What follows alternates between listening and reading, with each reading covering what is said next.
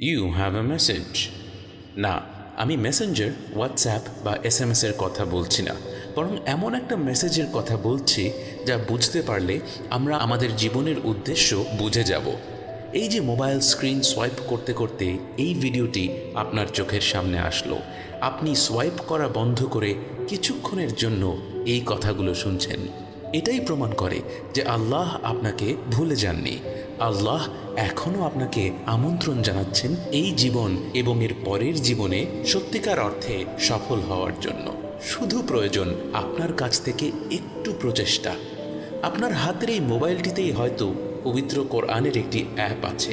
Instagram, Snapchat, TikTok আর YouTube যদি আমাদের কাছ থেকে দিনের 5-6 ঘন্টা সময় পেতে পারে, পবিত্র কোরআন কি আমার কাছ থেকে 10 মিনিট সময় পেতে পারে না?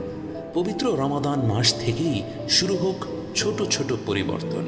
আজ থেকে প্রতিদিন কোরআন পড়ব, অর্থ সহ পড়ব, যেন আল্লাহ কি বলছেন তা বুঝতে পারি। কারণ ছোট ছোট এই পরিবর্তন বদলে দিবে আমাদের জীবন।